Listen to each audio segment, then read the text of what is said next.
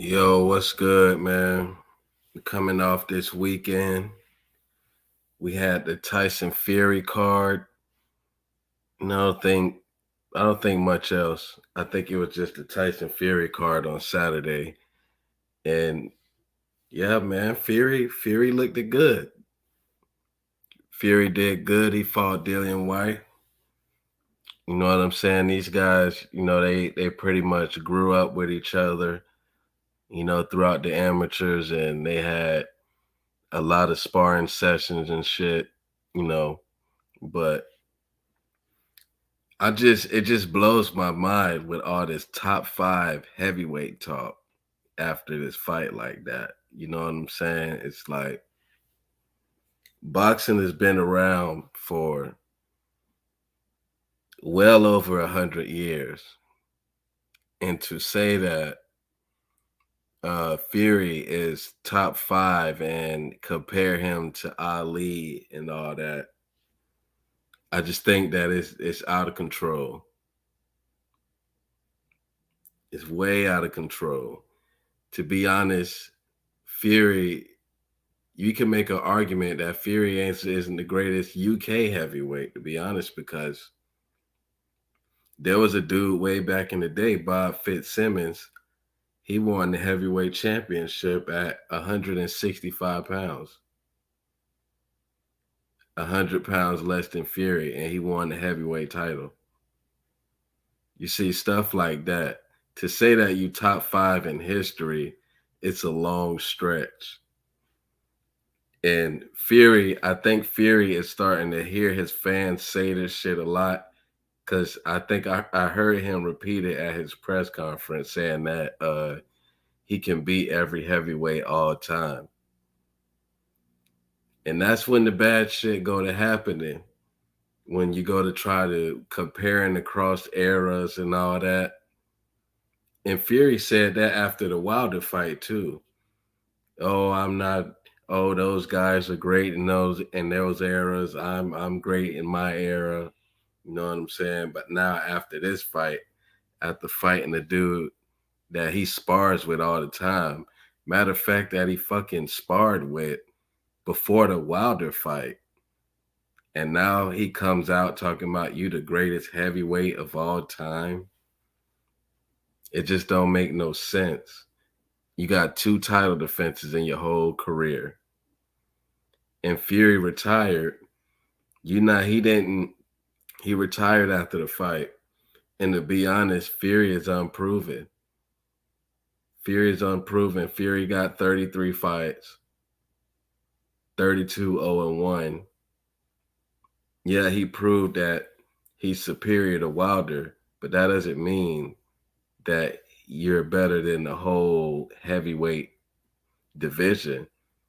You know what I'm saying? You still got Usyk and AJ Winner out there. You got good heavyweights coming up right now, like Frank Sanchez and people like that. I can't think of off the top of my head, but you know what I'm saying? Like, I don't think Fury's career even been long enough to even be like all time great status like that. All time great status in boxing is like totally different than like other sports because the conditions between the eras is way too different, and the history is longer than a lot of these sports. You know what I'm saying? A lot of these sports wasn't around in the late 1800s and shit when Willie Pep and them was around. You know what I'm saying? So to be an all-time great in boxing is tough. You know what I'm saying? The most talented fighter you can see in a division, you can see, but that doesn't mean he's an all-time great. You know what I'm saying? You got to really stack your resume up. And to me, Fury has like two career like wins. Wilder and fucking Klitschko. You still have more out there, and he's retiring all of a sudden now that Kinahan is on the fucking run. Fury probably being forced to retire right now. Only way I see Fury fighting again is if AJ win. And watch, and if Fury don't come back after AJ win with all that public pressure that's gonna be on him, it's gonna be because it's gonna have something to do with that Kinahan shit. Watch. Ain't no way Fury just gonna retire with all this money in the air like that. And Fury's not even old. Fury's like fucking 32 years old. It's something behind what Fury got going on. But as talking about the fight itself with him and White, he came out and boxed this time. He came out and boxed this time because Dillian White was able to match him. You know what I'm saying? Like if he any like dirty tactic Fury tried, White either negated it or he got dirty back with Fury. So Fury kept his distance. He was left hooking White and turning. So it was very hard for Dillian White to get in there. And Dillian White, he was looking very predictable because he never feinted Fury. You know what I'm saying? And he didn't jab. He was throwing hooks, looking real stiff. It just I kind of gave White the first round, but after that, it was all Fury. I think Fury is kind of basic offensively because he got that 1-2. Like he'll bounce on his toes a little while. He'll time you with the 1-2. But when he knocked out White with the uppercut, that was the first uppercut he threw throughout the whole fight. It was a good setup. But Dillian White, all his knockout losses are to an uppercut. It's not like Fury is still not proven as a puncher to me. Knocking out Dillian White like that don't prove that you're a puncher. You know what I'm saying? And to say that Fury is just the best heavyweight right now when he got 1 out of 4 belts, it's just insane to me. The name Usyk was brought up to Fury. Fury went to talking about money and shit. He don't want nothing to do with Usyk. And I'm not just saying just Usyk is the reason why Fury is unproven. You got to fight more people than just 2 people. And motherfuckers around here talking about you a top 5, 10 heavyweight all time. The fuck out of here with that shit. But Fury, he's good though. He got the skill set. You know what I'm saying? But him retiring right now, it's not good. And it's real funny that you had this whole plan laid out before the Wilder fight. Fury had 5 fights lined up before the Wilder fight. He said, I'm going to beat Wilder, I'm going to beat White, I'm going to beat AJ twice, and da-da-da. And then he said you're going to fight Chisora and then retire. Now he beat White, and he didn't even do half of the shit he said he was going to do. But Fury, he's showing big respect to Wilder. He's saying that if he retires and vacates, he want to see Wilder fight for his shit back. You know what I'm saying? I mean, yeah, that's entertaining for us, but I kind of wanted to see what Fury could do after he got the big wins over Wilder. You know what I'm saying? But I guess we're not gonna be able to see that. And I'm telling you, once again, if Fury don't come back, if AJ wins, it's because of Kinahan. he's linked in some way if he don't come back because of that. But on to Errol Spence and Terrence Crawford. Errol Spence looking like an animal, stopping Ugas in the 10th round. I read in the report that the orbital bone of Ugas was broken in the 7th round, and that's I don't know, man. Ugas is a fucking warrior, dog, because Ugas never like got knocked down. And Ugas got towards the end of the fight, he got hit flush with a left uppercut by Spence right on that broken orbital bone. You know what I'm saying? His eye. Ugas never hit the ground. You know what I'm saying? But Spence called out Crawford in the post interview, and Spence has been relentlessly calling out Terrence Crawford. You know what I'm saying? And I say this because Spence has merchandise. Spence came out with T-shirts calling out Terrence Crawford. This is a part of this man's brand now, calling out Terrence Crawford. You know what I'm saying? And Oscar De La Hoya, he went to capping. He went to capping talking about fucking Virgil Ortiz and Errol Spence at Dallas Stadium. What a huge fight. And Spence texts Oscar De La Hoya, I don't give a fuck what you think is a big fight. I'm only at the one fight, and everybody know what that is. So the energy is there. Terrence Crawford, you know what I'm saying? He got to answer the bell. I already got to give Bud a strike for not showing up to the fight because he didn't show up to the fight, but he was fucking tweeting after every round. Who does that, bro? Like, Bud, I fuck with Bud, but that's not a good look. If you gonna damn near analyze and break down the fight on Twitter, why the fuck you didn't just come and try to get in the ring or something? They say Bud had fighters that had fights that day, but I seen videos with him on the couch watching the fight. What sense does that make? Bud got to answer the bell. And both of these guys I heard turned down Keith Thurman. Keith Thurman is number 3 in the WBC after beating Mario Barrios, who came from 140, who was never in the welterweight rankings in the first place.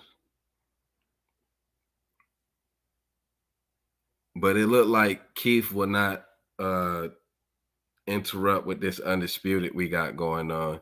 This is a great year, Undisputed. We got Undisputed at 135, 154, possibly 147. You know what I'm saying? Both of these dudes are coming off a stoppage win. Both of these dudes stopped opponents who's never been stopped before. Bud stopped Porter. I didn't think that was going to happen. Spence stopped Ugas. I damn sure didn't think that was going to happen, especially with Spence not stopping nobody since Ocampo 3-4 years ago.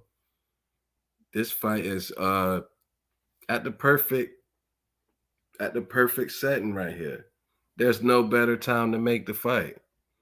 And you have Spence, you know, supposedly the A side big fish looking for Crawford, saying that he needs that.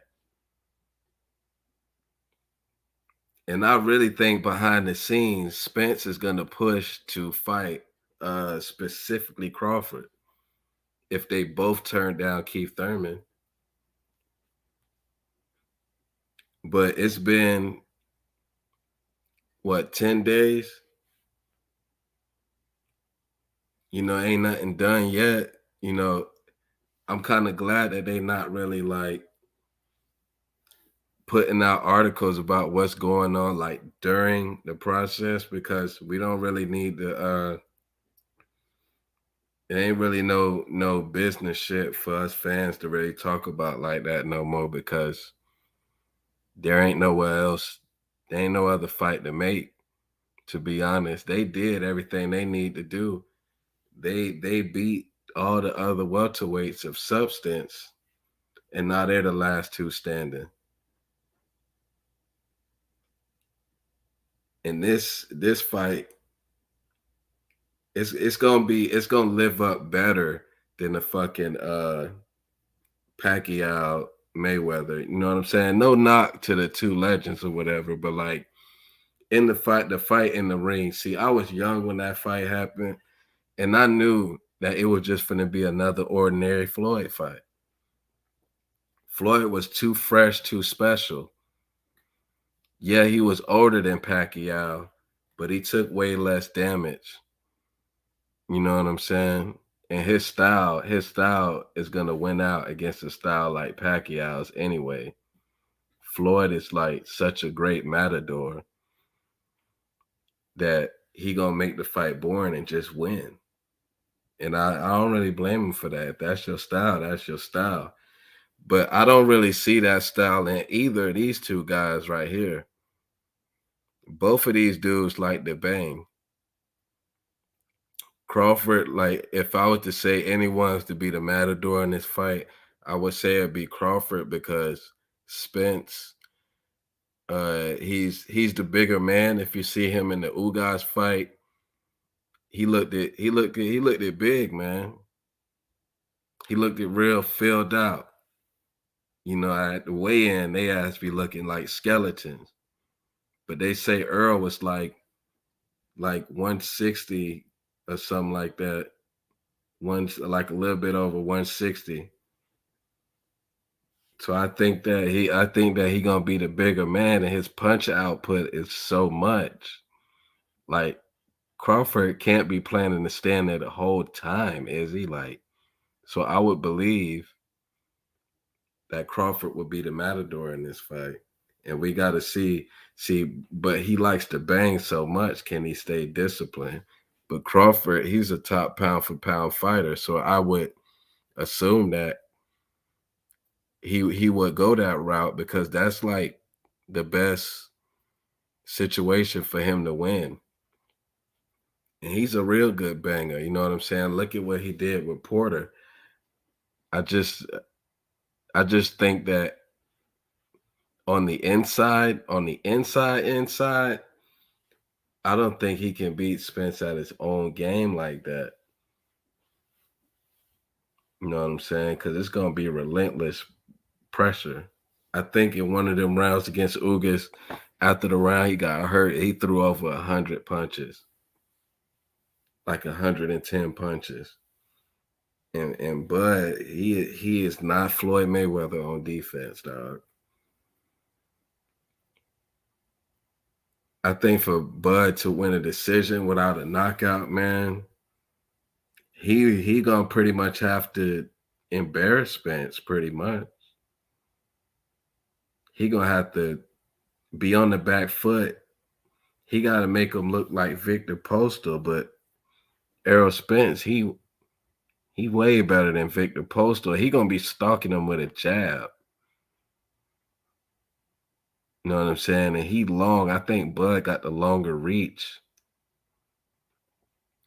but he cut off the ring way better than Postal.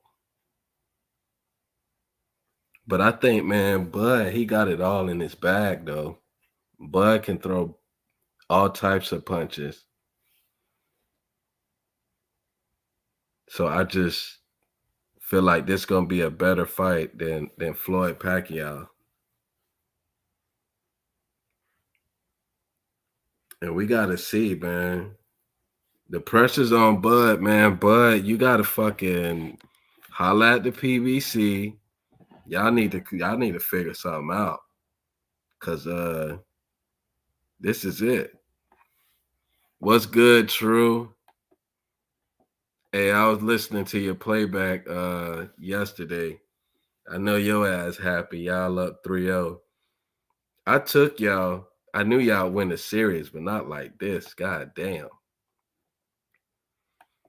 But yeah, though, I'm finna come back and I'm finna do an NBA video too, because I want to talk about these Pelicans and pretty much the whole playoffs. You seeing what they did to Phoenix last night? They had Chris Paul bottled up. Chris Paul had like 4 points like going into the fourth quarter, and he did not go off in the fourth quarter either. Brandon Ingram was the shit last night. But I'm gonna be back though, man. And I'm gonna holler at you on your stream too, though. True.